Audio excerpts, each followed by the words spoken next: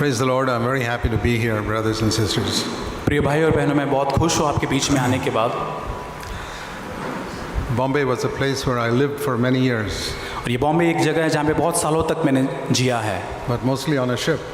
और ख़ास करके जहाज़ के ऊपर जब मैं था। It was here that I was baptized 58 years ago. और 58 साल पे यही जगह पर मेरा बपतिस्मा हुआ था।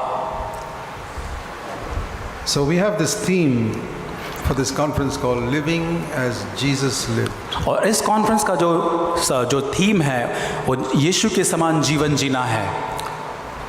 That is not describing how our sins can be forgiven. और यहाँ ये नहीं लिखा है कि हमारे पापों को कैसे हम माफ़ी प्राप्त करते हैं, उसके बारे में नहीं। We don't get our sins forgiven by living as Jesus lived. और यीशु मसीह ने जैसे जीवन जिया, वो जीवन जीने के द्वारा हमारे पापों की माफ़ी नहीं मिलती है। When we come to receive forgiveness of sins, we say, Lord, we can offer nothing. और जब हम पापों की माफ़ी पाने के लिए आते हैं, हम ये कहते हैं कि प्रभु मैं कुछ भी दे नहीं सकता। We come with empty hands, और हम खाली हाथ के साथ आते हैं, saying we can never ever pay the price for our sins. और हमारे पापों के लिए वो कभी भी कीमत को हम नहीं चुका सकते। It is such a huge price वो इतनी बड़ी कीमत है that only God could pay it. और केवल परमेश्वर ही उसको चुका सकता था, No angel could do it. और कोई भी स्वर्गदूत नहीं कर सकता था। So let me say a few words about our foundation. और मैं हमारी नींव के बारे में कुछ शब्द कहना चाहता हूँ। Living as Jesus lived is not the foundation. यीशु के समान जीवन जीना ये कोई नींव नहीं है, That is the building. और ये एक इमारत है। But this building cannot be built without a foundation. लेकिन ये इमारत जो है वो नींव के बिना नहीं बनाई जा सकती। So you cannot even imagine trying to live as Jesus lived if you don't first understand the foundation of the Christian life. और आप मसीही जीवन के अगर नींव को नहीं समझ सकते तो इस इमारत को बांधना या मसीही जीवन को जीने की कल्पना तक नहीं कर सकते। The reason many Christians misunderstand what we preach और बहुत सारे मसीही आज क्यों गैर समझ करते जो हम प्रचार आज करते उसको लेकर, is because they think we are preaching living as Jesus lived as the foundation. और क्योंकि वो ये समझते हैं कि हम ये नींव के रूप में प्रचार करते हैं कि यीशु के समान जीने के बारे में। It's not. और ये ऐसा नहीं है। But it's like, to use the illustration of a school. लेकिन अगर हम एक स्कूल का उदाहरण ले, We begin with learning ABC.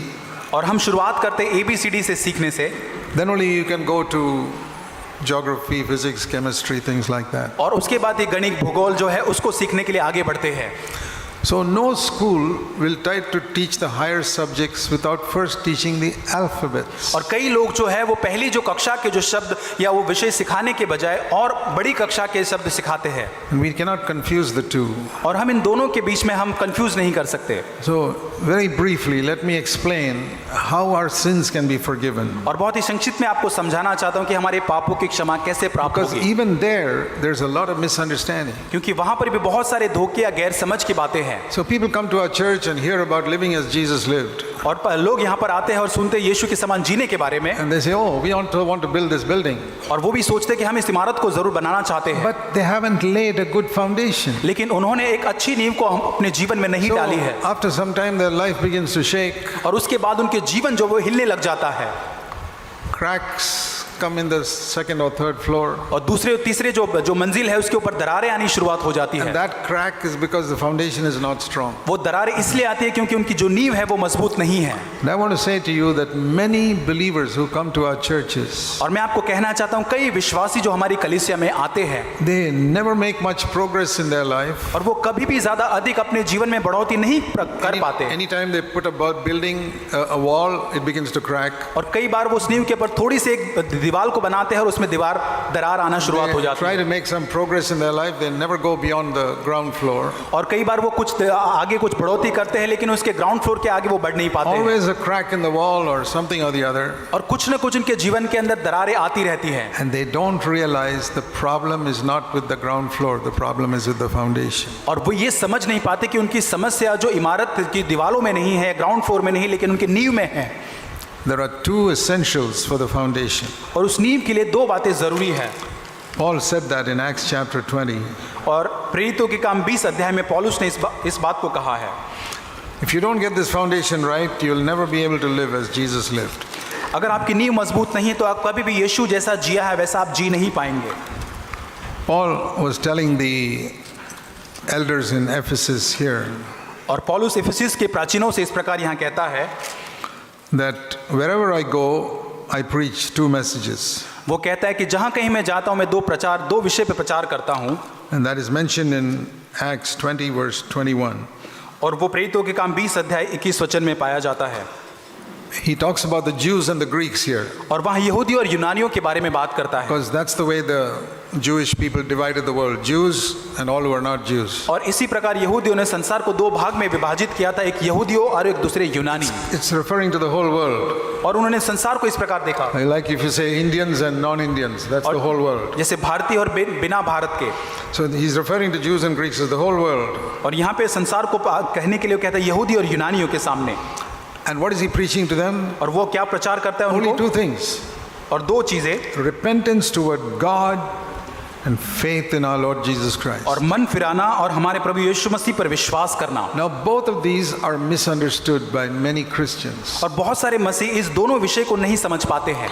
First of all, repentance is almost not preached at all in most Christian sermons. और सबसे पहली बात, बहुत सारे मसीह कलीसियाओं के अंदर मन फिराना ये प्रचार नहीं किया जाता है। Those of you who go to YouTube to listen to sermons, और अगर आप YouTube पे जाए प्रचार को या संदेश को सुनने के लिए, see how many messages are preached on repentance. आप देखें कि मन फिराने के ऊपर कितने प्रचार या संदेश पाए जाते हैं। We preach hundreds of sermons on repentance, और मन फिराने के ऊपर हजारों प्रचार हम करते हैं, but most of the rest of Christendom preaches very little.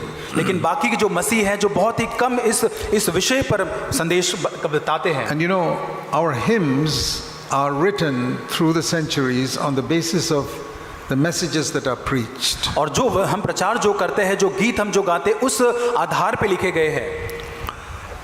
There were two brothers who lived in England called John Wesley and Charles Wesley 200 years ago. और एक सदी के अंदर दो भाई जो जीते थे, जो जॉन वेस्ली और चार्ल्स वेस्ली उनका नाम था, About 250 years ago. और 250 साल पहले की बात है। John Wesley was a preacher, Charles Wesley was a hymn writer. और जॉन वेस्ली जो प्रचारक था और जो दूसरा भाई चार्ल्स वेस्ली जो गीत लिखने वाला John Wesley preached holiness, था। और जॉन वेस्ली जो था वो पवित्रता के बारे में प्रचार करता, and Charles Wesley wrote hymns based on that. और जो चार्ल्स वेस्ली उसका भाई था उसके आधार के ऊपर उस प्रचार के माध्यम से गीत लिखता, Thousands of hymns. और हजारों गीतों को लिखे, And many of those hymns relate to holiness. और बहुत सारे गीत जो है पवित्रता के बारे में संबंधित है। But if you want to do a little homework, लेकिन अगर आप कुछ गृह काम करेंगे उस पर, sometime when you get time, read through all the songs and hymns that you sing in your church. और अगर आप गृह काम करें कि हर गीत जो आप अपने कलीसिया में गाते हैं उन सारे शब्दों को आप जांच कर देखें। I'm not talking about some other church. और कोई किसी और कलीसिया की मैं बात नहीं करता, I'm talking about CFC Parel, CFC Navi Bombay and CFC Pune. और यहाँ पे नवी मुंबई CFC परेल जो है उनके बारे में मैं बात करता हूँ। Look through sometime. Just sit down half an hour and look through all the songs that you sing. और आधा घंटा देखें और देखें इन सारे शब्दों को ध्यान से गौर करें, And see if you can find one song where repentance is mentioned. और वहाँ पे एक गाना आप देखें कि जिसके अंदर मन फिराने की बात कही गई हो, See if you can find one song where taking up the cross is mentioned, और जहाँ पे एक गीत में भी शायद क्रूस को उठाने के बारे में कुछ लिखा हो, where dying to self is mentioned, जहाँ खुद के स्व के मरने के बारे में लिखा हो, or obedience to the commandments is mentioned, और यीशु की आज्ञाओं के आज्ञाकारिता को मानने के बारे में or कुछ लिखा हो, overcoming sin. और पाप के ऊपर विजय पाने के बारे में। See, there's a difference between what we are preaching and what we're singing. और इसमें अंतर है, जो हम प्रचार कर रहे हैं और जो हम गा रहे हैं उसके अंदर एक अंतर है। And that shows that we are not gripped by the message we preach. और इसका मतलब ये है कि जो प्रचार हम करते हैं उससे हम पूरी तरह से प्रभावित नहीं हुए हैं। I wrote about 6 hymns in my life. और मैंने जीवन में 6 गीत को लिखे। If you go to the CFC India website, अगर आप CFC इंडिया वेबसाइट पर जाएंगे and go to articles, और आर्टिकल में जाए, hymns by Zach Poonen, और वहाँ लिखे कि जो गीत है ब्रदर जैक द्वारा, you'll find all 6. और वहाँ पे हर एक गीत को पाएंगे, And compare the teaching in those hymns और उस गीत के अंदर जो शिक्षा है उसकी आप तुलना करें with the hymns you normally sing. और जो नहीं गा रहे उसके साथ। I'm not trying to promote my hymns. और मैं अपने गीतों को आगे बढ़ाने की कोशिश नहीं करता, I'm just saying, और मैं ये कहता हूँ why is it और क्यों ऐसा है, that certain subjects are completely left out और क्यों of the hymns we sing? और आज के जो गीत हम गाते क्यों कुछ विषय पूरी तरह से उसमें से बाहर है। Why do I stress this? और क्यों इसके ऊपर मैं जोर देता हूँ? Because we remember our hymns more than we remember sermons. क्योंकि हम प्रचार को जितना याद रख पाते उससे अधिक हम गीतों को याद रख पाते हैं। By next week you may forget many things I taught.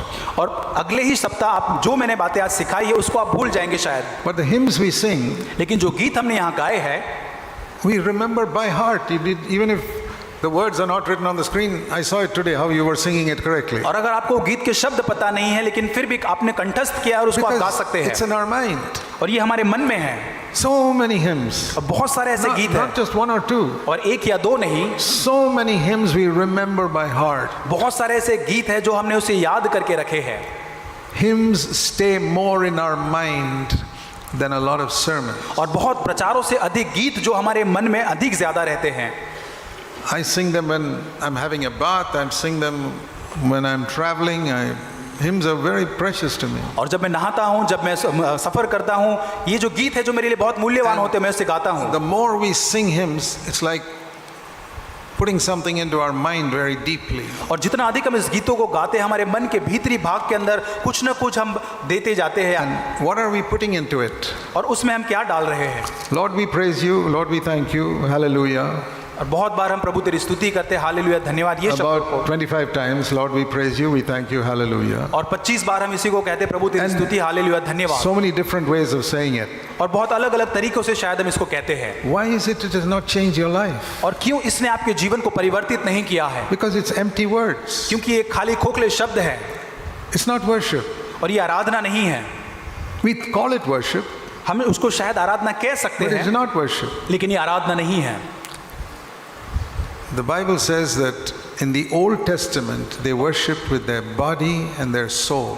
पुराने नियम में वचन कहता है कि पुराने नियम के लोगों ने अपने शरीर और अपने प्राण के द्वारा प्रभु की आराधना की, Because the way into man's spirit was closed. क्योंकि परमेश्वर मनुष्य की आत्मा को जो द्वार था वो बंद था। If you've seen a picture of the Old Testament tabernacle, there were 3 parts to it. पुरानी वाचा में जो वाचा का संदूक या जो तंबू था उसमें 3 भाग थे। Body, soul and spirit is what man is made of. और मनुष्य जिसके बारे में बनाया गया शरीर, प्राण और आत्मा के द्वारा। You read that in 1 Thessalonians in chapter 5. और पहला थिस्सलुनीकियों 5 अध्याय में हम इसे पढ़ते हैं। This is not just a clever illustration. और ये कोई चतुर उदाहरण नहीं है। 1 Thessalonians 5:23. पहला थिस्सलुनीकियों 5:23। Man is spirit, soul and body.